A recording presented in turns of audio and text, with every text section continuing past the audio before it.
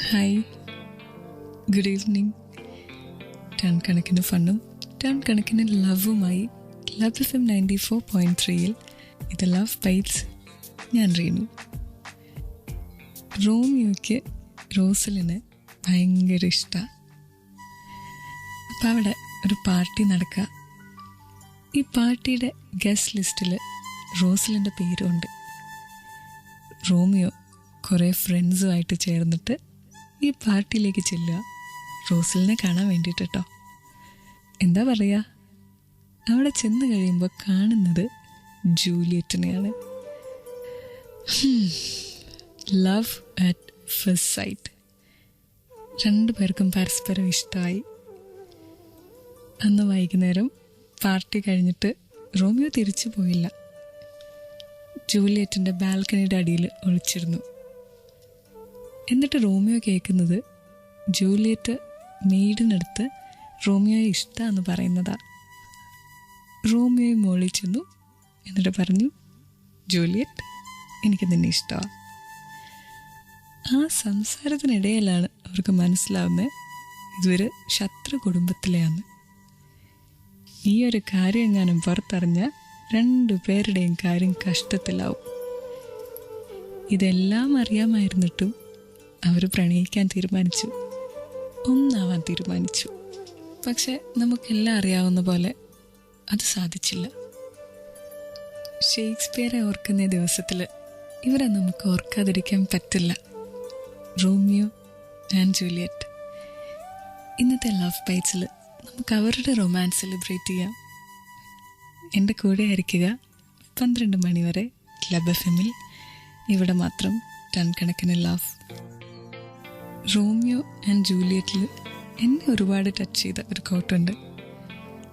One fairer than my love, the all seeing sun never saw her match since first the world begun.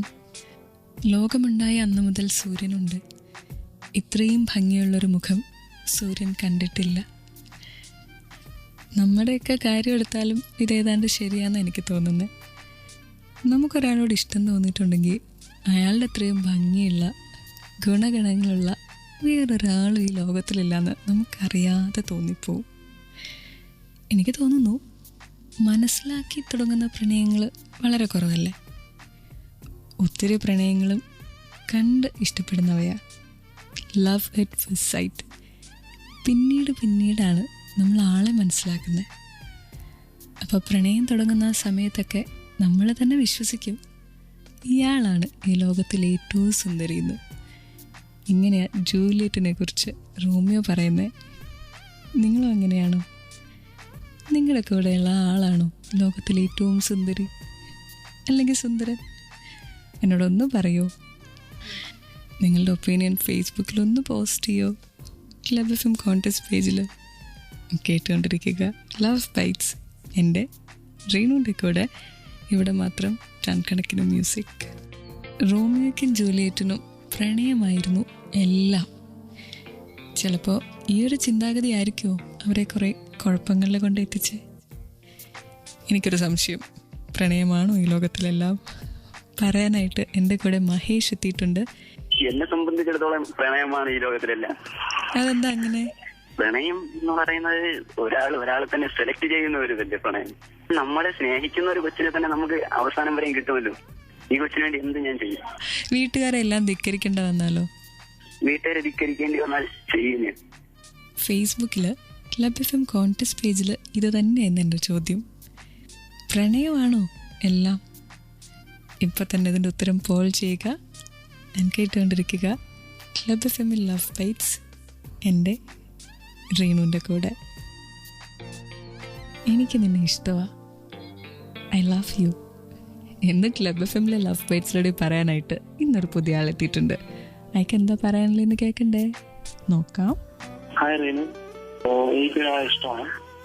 അതായത് എൻ്റെ ഫ്രണ്ടായിരുന്നു. ഇപ്പോൾ അവൾക്കൊരു പ്രശ്നം വന്നപ്പോൾ എൻ്റെ ഫ്രണ്ട് പറഞ്ഞിട്ടാണ് ഞാൻ സംസാരിച്ചത്. അവള് പറഞ്ഞിട്ട് ഞാൻ അവളെ കാണുകയും പിന്നീട് ആ ഫ്രണ്ട്ഷിപ്പ് മാറി അത് റിലേഷൻ ആവുകയും ചെയ്യുന്നു. എനിക്ക് അവളെ ഒരുപാട് ഇഷ്ടമാണ്. ആ ഒരു ഫ്രാങ്ക്നെസ് അല്ലെങ്കിൽ ഓണസ്റ്റ് ആണ്. അവളുടേതായിട്ടുള്ള കുറെ എന്താ പറയാ, അവളുടെ കുറെ ഇഷ്ടങ്ങളുണ്ട്, അനിഷ്ടങ്ങളുണ്ട്. ഐ ലവ് ഹർ അ ലോട്ട്. ഇതുപോലെ ആരോടെങ്കിലും പറയണ ഒരു ഇഷ്ടം, അങ്ങനെയാണെങ്കിൽ 56070 ഒരു മെസ്സേജ് അയയ്ക്കുക. ഫോമാറ്റ് ക്ലബ് FM സ്പേസ് നിങ്ങളുടെ പേര്. ആൻഡ് കേട്ടുകൊണ്ടിരിക്കുക എൻ്റെ റീനുവിൻ്റെ കൂടെ ലവ് ബൈറ്റ്സ്. ഇവിടെ മാത്രം ടൺ കണക്കിന് മ്യൂസിക്.